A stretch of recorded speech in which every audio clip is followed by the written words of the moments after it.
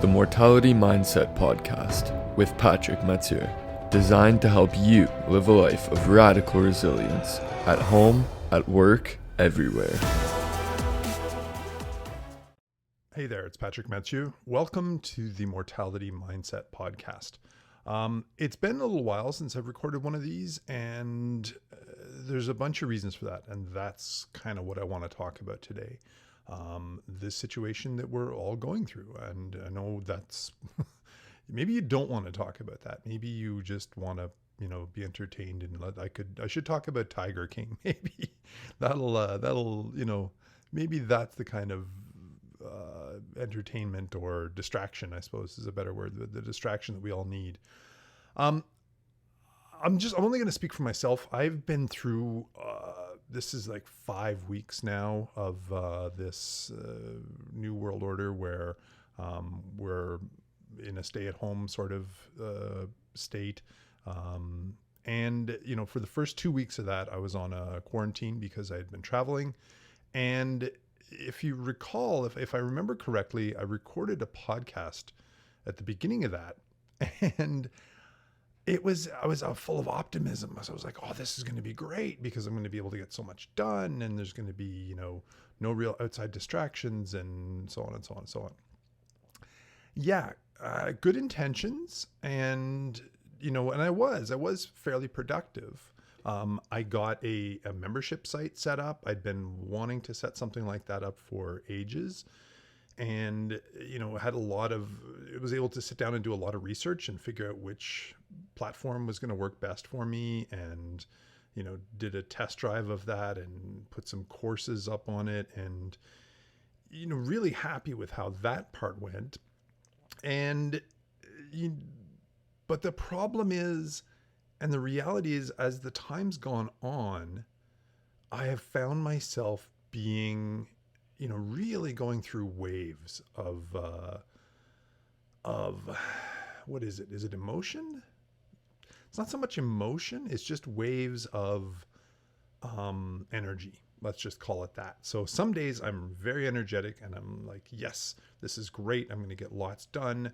And this is the time, like right now, what everybody's going through, this is the time for me to be talking about the mortality mindset, because we're all living through it.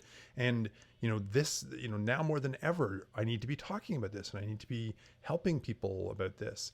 And I put together, towards the end of March, I put together a 1-month coaching program around radical resilience, and decided, oh, this is going to be great. I'm going to offer this to people. And, every week I would release a new video teaching a different module of radical resilience, but it was, not the general radical resilience that I talk about. This was a more specific radical resilience to the sort of COVID-19 global pandemic reality. And I put that out there, and it went really well.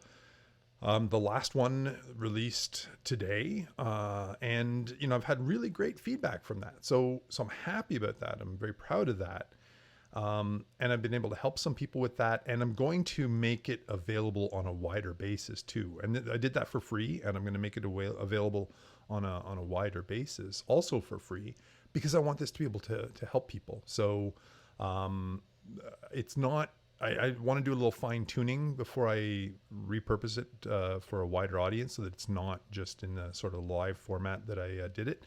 So I'll let you know when that's coming up, or the best way actually if you want to know more about that, the best way is just to sign up to my newsletter. If you go to mortalitymindset.com, and at the bottom you can sign up for the newsletter, you'll hear more about that. But as much as I was working on this, and as much as I was talking about this and helping people with radical resilience, I was also living through it and continue to live through it.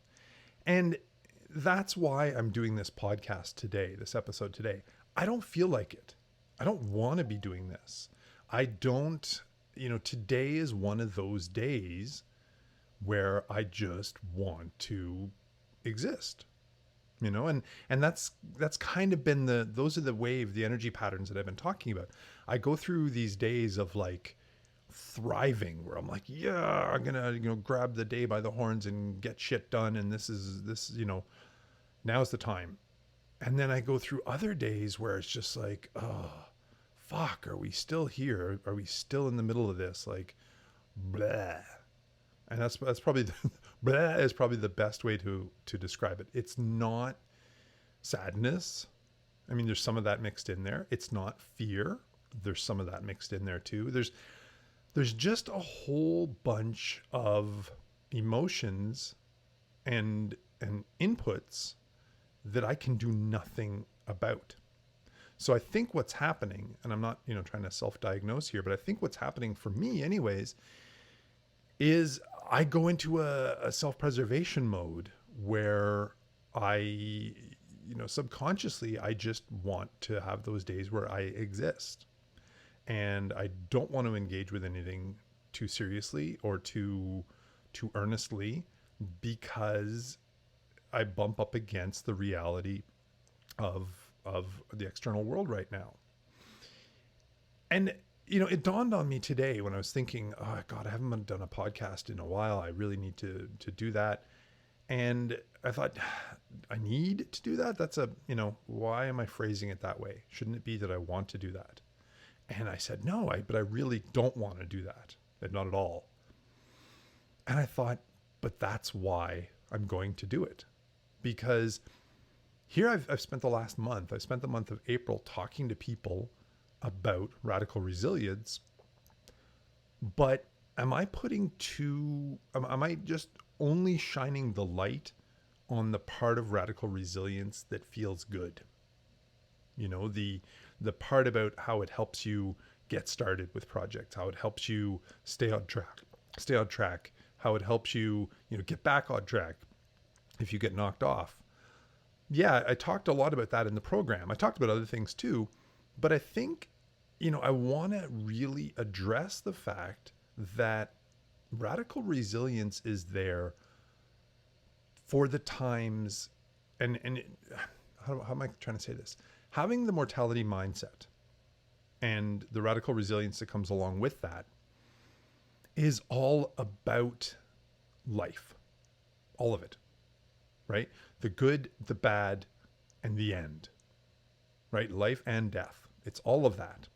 So you can't have just life without death. That's part of the deal we all signed up for. So, and that obviously is the mortality part of the mortality mindset. But the mindset part is about embracing our lives and putting enough into our lives that it's worth it.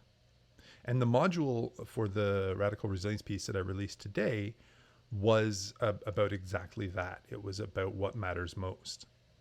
And when I'm operating from a place of knowing what matters most, that's why I'm able to continue through these days that are blah. That's why I'm able to continue through this stuff. It's not about just waiting it out. It's not about, just putting a positive spin on everything and the sun will come out tomorrow and, all that kind of jazz. That's fine.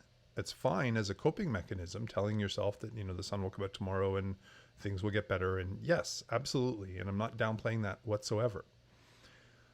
What I'm saying is, if we're approaching life, if we're approaching our situations, and especially these difficult situations, if we're approaching them from a position of, just wanting to like put your hands over your eyes and cover your ears and just wait for this to go away, or bury your head under the covers and wait for it to go away, or just keep cranking out the TikTok videos and putting a good face on it, and wait for it to go away, we'll burn ourselves out. And the other thing is, we're not acknowledging where we are. So me recording this podcast today, when I really don't want to, when I really don't feel like doing it, is my way of acknowledging where I am with this. And, again, I'm not a psychologist. I'm not an expert on this, but I've been hearing, and I'm stuck like the rest of you, just, trying to find information, but then getting information overwhelm and trying to figure this out. But I saw or read something somewhere over the last 5 weeks, where somebody who's qualified to talk about these things mentioned this idea of a trauma response. And so the days when we just don't want to get off the couch, or don't want to get out of the bed, or just don't want to get dressed, you just want to stay in your PJs or whatever it is, that could be, at least this person's opinion was, that that's a trauma response, and it's our way of protecting ourselves. And that really rang true for me. That really, I thought, yeah, you know what? I think that's what's going on here. I think I'm feeling like things aren't normal, of course. I'm feeling like all this stuff is out of my control, which it is. I'm doing what I can. I'm taking care of myself. I'm taking care, to the extent that I can, of the people that I love. I'm checking in on friends. I'm doing the little bit that I can. I'm washing my hands. I'm being super careful. If I do have to go out to get groceries or something, I'm being very careful about that. So I'm controlling the things that I can control. I'm staying focused on what matters most. I'm staying focused on the fact that I feel I have a message to bring to people. And that's around the mortality mindset. And a piece of that mortality mindset is radical resilience. And that's what I feel, I want to contribute that to everything that everybody's going through right now. I want to do what I can to share that. So that knowing that mission, and in the course, I call it your personal guidance system, your PGS. And, part of my personal guidance system is doing things, connecting with people, and sharing the unique pieces that I can offer, sharing my gifts with people. So I'm doing what I can to stay on track with all of that. And at the same time, I have the days where I just exist. And that is okay. I think I'm doing some self-therapy here right now, and I'm telling myself that that's okay. So if you need to hear somebody say that it's okay for you to just be existing, that's okay. You can just exist. You don't need to be some sort of high achieving, wonder person right now. You don't need to be learning a new language. You don't need to be starting a new business. Unless you want to, unless you want to. And even if you do, let's just say you do want to learn a new language or pick up an instrument or start a new business or whatever it is, it doesn't need to be your full-time job.